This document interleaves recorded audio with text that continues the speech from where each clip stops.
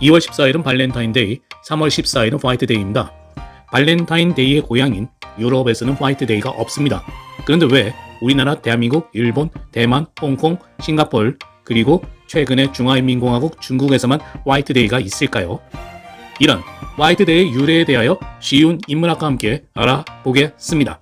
제 영상 구독과 좋아요 꾹 눌러주시고 시청해주세요. 그럼 시작합니다. 우선 화이트데이는 일본에서 시작되었습니다. 이 화이트데이는 선물을 받으면 반드시 답례품을 주어야 한다는 일본 관습을 발렌타인데이와 엮어서 만든 마케팅의 산물입니다. 그러다 보니 여러 설이 있지만 다음과 같은 세 가지 설이 가장 신빙성이 있다고 합니다. 우선 첫 번째는 후지가 에이와 설입니다.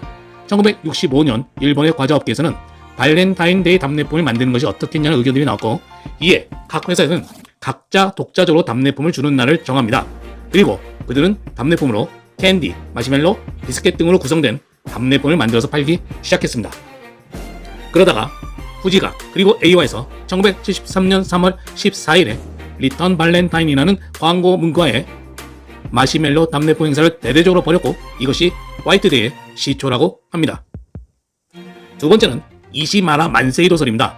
후쿠오카의 유명한 전통 과자점 이시마라 만세이도 사장은 어느 날 소녀들이 보는 잡지에서 발렌타인데이 답례품으로 줄 마시멜로가 있으면 좋겠다는 것을 보게 됩니다. 이에 그는 발렌타인데이 답례품으로 마시멜로를 주는 날을 정하고, 너가 준 초콜릿 내 친절함으로 싸서 돌려줄게 라는 광고 문구와 함께 이시마라 만세이도의 상징인 마시멜로 안에 기존의 것을 대체한 초콜릿을 넣은 마시멜로를 1978년 3월 14일 내놓습니다.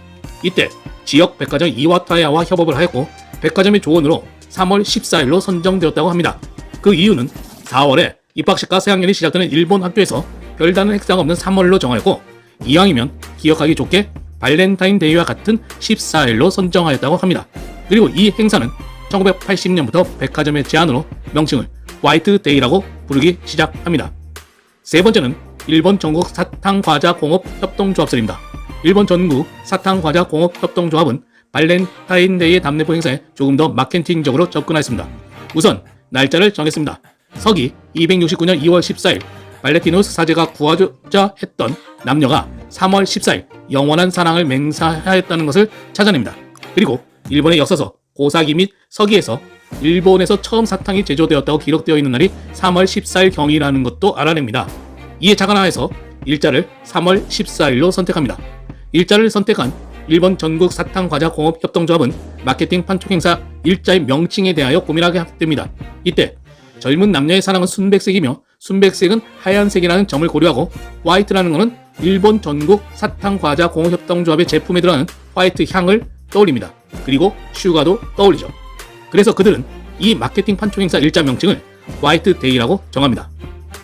1978년 캔디를 보내는 날이라는 광고 문구와 함께 화이트데이를 제정해서 시작된 이 마케팅은 1980년 일본 최고 백화점 미쓰코시 백화점과 일본 최고 종합 광고회사 댄스가 이에 동참하면서 그 파급력으로 화이트데이는 꼭 선물을 해야만 되는 날로 바뀌어 버렸습니다.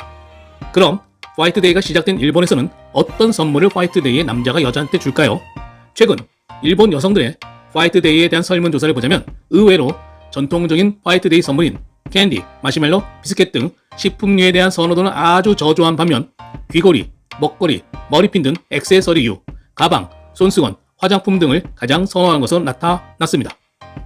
상업적인 목적으로 탄생한 화이트데이, 설날, 추석, 단오 등 전통적인 날이 아닌 화이트데이, 많은 남자들을 고민에 빠지게 하는 화이트데이. 여러분은 이런 화이트데이에 대하여 어떻게 생각하나요? 댓글 남겨주세요. 지금까지 쉬운 인문학이었습니다.